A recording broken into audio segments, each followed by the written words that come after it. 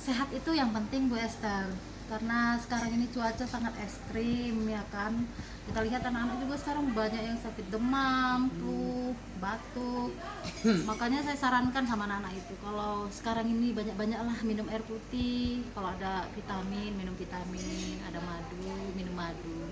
Makanya kalau kita memang sekarang dalam keadaan sehat itu sudah hal yang sangat luar biasa ya kan Bu Esther. Betul tuh Bu Juni. Gimana Bu Esther, udah sarapan hari ini? Kebetulan saya sudah sarapan dari rumah. Udah sarapan Sudah. ya. Tapi walaupun udah sarapan Bu Esther, ini kebetulan saya semalam kan dari Siantar.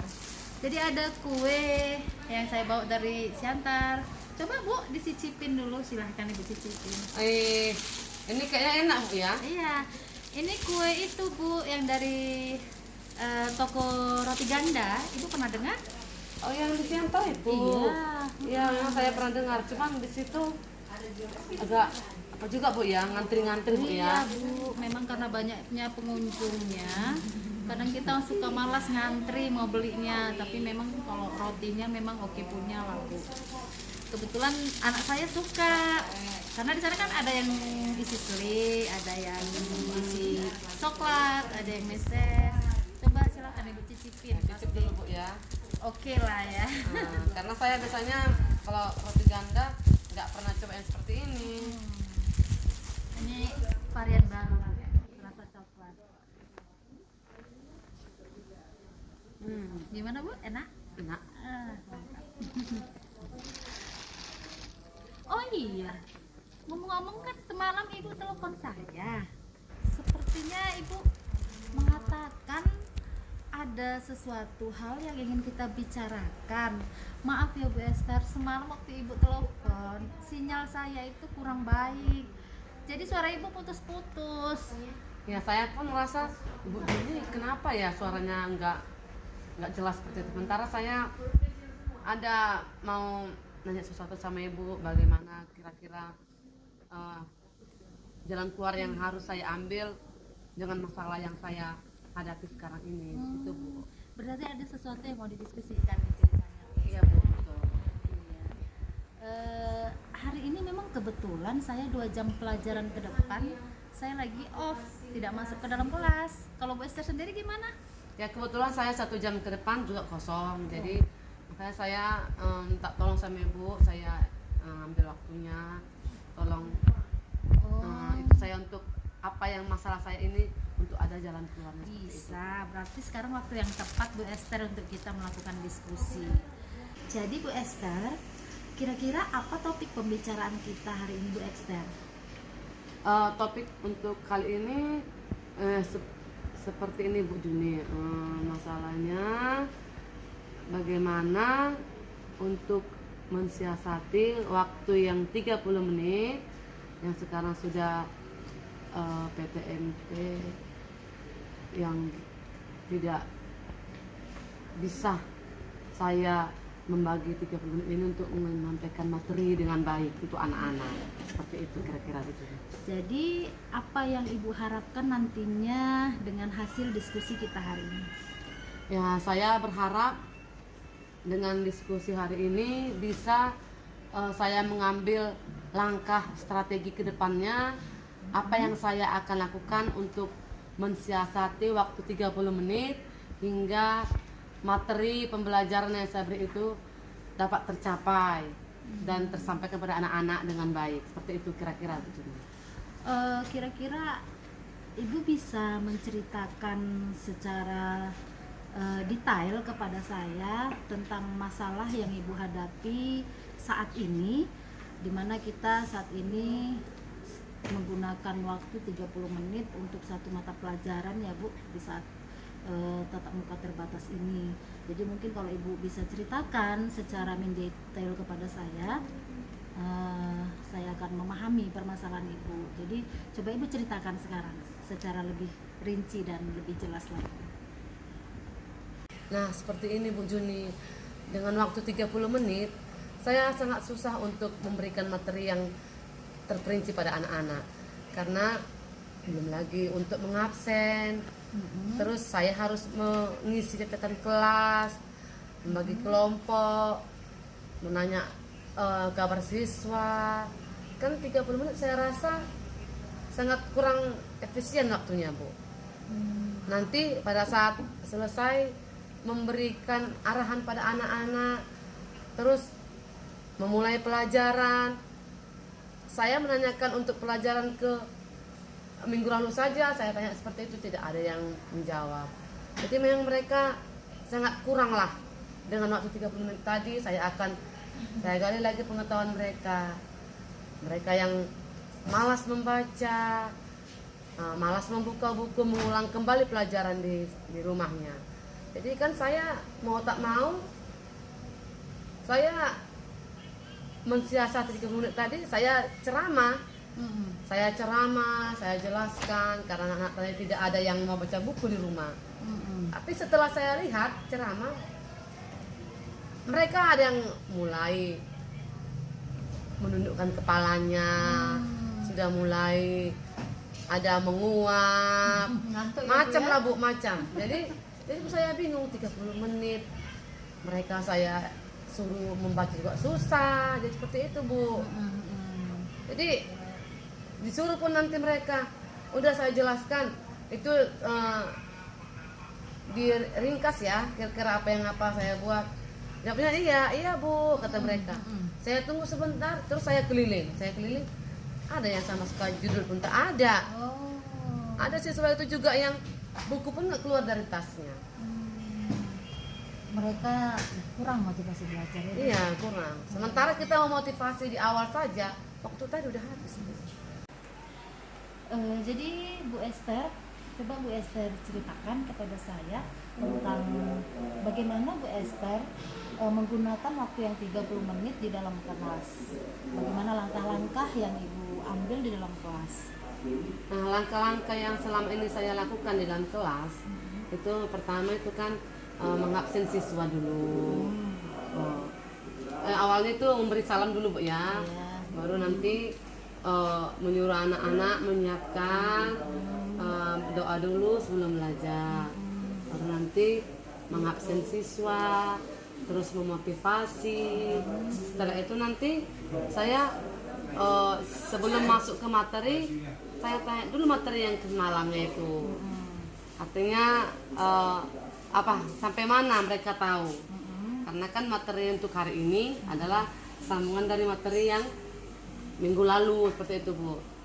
Jadi setelah saya menggali pengetahuan mereka tentang materi yang akan saya bawakan, baru saya paparkan. Seperti itu Bu Juni. Berarti langkah pembelajaran yang Ibu lakukan sama dengan langkah pembelajaran di saat jam normal. Iya, seperti itu Bu. Dengan waktu 30 menit tadi. Iya, dengan waktu 30 menit tadi ya Bu. Langkah pembelajarannya mulai dari awal sampai akhir. Iya Bu. Tapi nggak sampai karena memang waktu tadi yang tidak tadi, mencukupin gitu ya, karena cuma 30 menit ya. Lalu tadi kan Bu Esther ada cerita kepada saya mengatakan bahwa anak-anak tersebut karena waktu yang kurang, materi tidak tersampaikan sehingga anak-anak tidak memahami materi tersebut. Saya bisa tahu Bu Esther, dari mana Ibu mengukur pemahaman anak tersebut terhadap materi itu? Saya bisa mengukur dari pengetahuan anak-anak ini Bu Juni.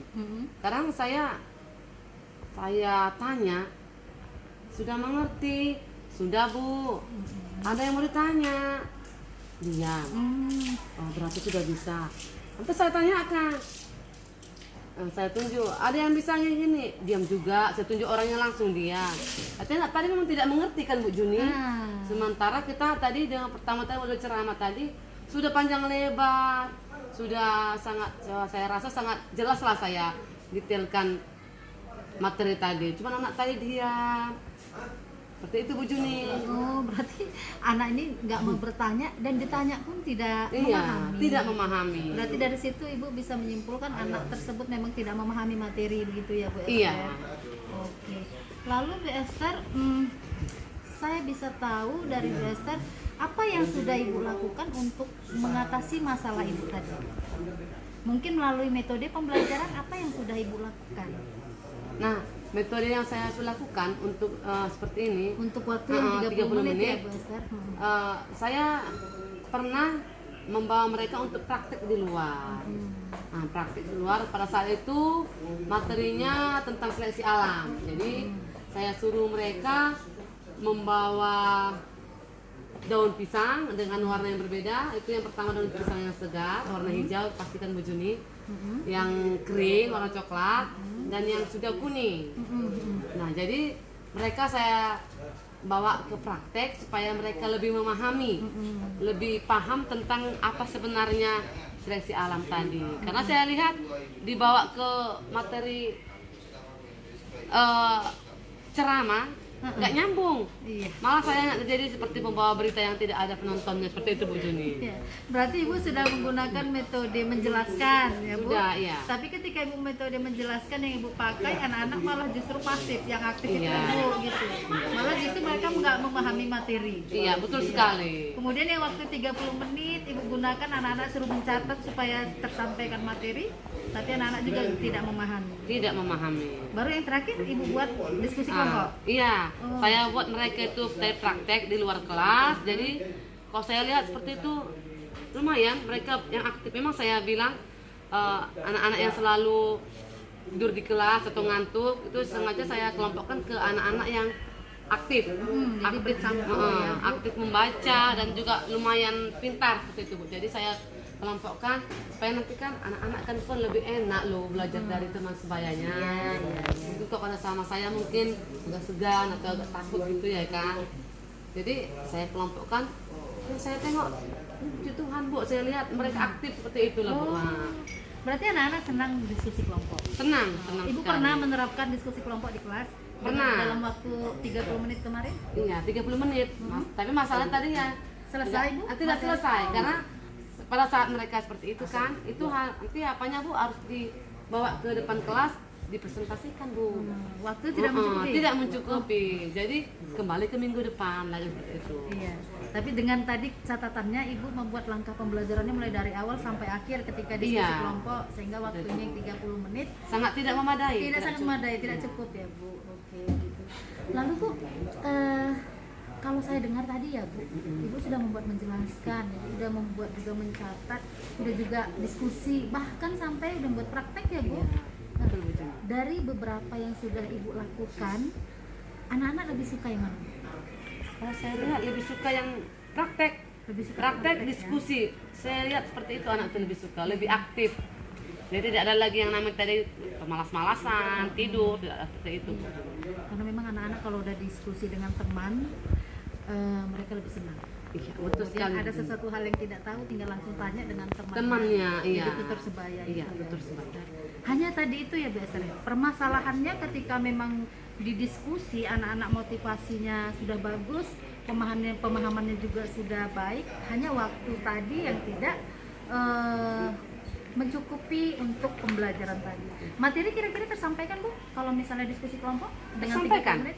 Tersampaikan. Cuman tadi terpenggal lah, karena tadi kan harus mereka membawakan tadi hasil diskusi, itu kan harus dipresentasikan. Artinya dipertanggungjawabkan di depan kelas, biar nanti anak-anak yang lain bisa melihat dan juga bisa juga membandingkan dengan kelompok mereka apa yang mereka dapat. Berarti waktu tadi ya Bu, Waktu. jadi masalah memang waktu ini ya Bu. Kemudian Bu Esther, saya ingin tahu nih, Bu Esther kalau berkomunikasi dengan anak didik di luar dari kelas, komunikasinya menggunakan apa Bu? Ada menggunakan WA group. Oh ada WA group. Kita kan kemarin sebelum kita PTM ini kan ada daring. Jadi saya memang sama anak-anak itu jangan ada yang keluar dari grup ya sebelum saya yang keluar. Jadi memang saya itu sebenarnya saya gunakan, sekarang masih saya gunakan Bu. Cuma saya gunakan memotivasi siswa, menanya kabar siswa, terus mengingatkan kembali untuk tetap belajar, untuk tetap datang ke sekolah. Seperti itu Bu Juni. Kira-kira berapa persen Bu yang aktif di dalam grup anak-anak didiknya? Kalau yang aktif di situ hampir 90%. Oh banyak juga anak-anak yang aktif. Kemudian Bu Esther selama ini untuk grup WhatsApp-nya itu biasanya komunikasi apa yang Ibu sampaikan di dalam grup tersebut? Komunikasi tentang pelajaran atau komunikasi tentang informasi atau apa? Kebanyakan saya buat situ untuk informasi saja. Untuk informasi Misalnya informasi ada di sekolah misalnya untuk membawa Misalnya membawa bekal ke sekolah karena PTM tidak boleh jajan Bu ya. Nah, saya informasikan, perhatikan pakaian kalian. Untuk materi saya hanya Di kelas. menginformasikan lewat WA grup ada juga Bu. Cuman saya bilang materi yang untuk hari ini baca ya. Namun saat actionnya di sekolah, di kelas Tidak jalan. tidak jalan. Seperti itu. Terus Bu, kalau misalnya Ibu nih menggunakan grup WhatsApp, anak-anak respon nggak sama Ibu? Sangat respon. Respon positif ya dari anak-anak. Banyak yang respon Bu. Banyak respon. Nah, berarti kalau mereka respon banyak yang respon berarti mereka aktif memang ya mendengarkan informasi pengarahan dari Bu Esther. Iya. Lalu Bu Esther, kalau saya pikir-pikir, berarti grup WhatsApp Ibu ini bisa Ibu gunakan untuk mengatur strategi pembelajaran Ibu. Gimana ya menurutnya? Menurut Ibu? Oh iya Bu Dunia. Oh, kalaulah anak saya memang respon di WhatsApp, bagaimana harus maunya saya buat seperti itu Bu ya. Jadi saya langkah-langkah pembelajaran pun saya buat dari WA ya Bu ya. Boleh. Langkah pembelajarannya, terus memotivasi siswa, pembagian kelompok. Bila perlu kalau misalnya saya membuat praktek untuk anak-anak itu, bila perlu prosedur kerja pun saya ikuti dari WhatsApp. Jadi pada saat untuk saya action di kelas, prosedur kerja tadi yang sudah saya bagi ke anak didik tadi, mereka tinggal action saja sana pada saat nanti praktek. Tidak lagi saya untuk menyuruh anak-anak, tolong catatkan ini. Iya benar. Seperti itu ya Bu Junia. Ya, jadi 30 menit selesai sampai nanti anak bisa presentasi. iya. Jadi itu dia Bu Esther. Jadi langkah-langkah pembelajaran Ibu nanti sebagian sudah terselesaikan di grup WhatsApp. Jadi nanti tinggal di kelas actionnya saja. Kan di sini Bu Esther. Iya Bu ya. Jadi gimana Bu Esther? Kira-kira kapan nanti Ibu akan menerapkan itu kepada anak-anak didik kita? Nah jadi seperti ini Bu, karena Ibu sudah membimbing saya, terus saya pun jadi terbuka hati saya. Kayaknya bagus seperti Ibu bilang itu. Grup WA yang saya berdayakan, saya akan mulai kayaknya minggu depan lah Bu Juni.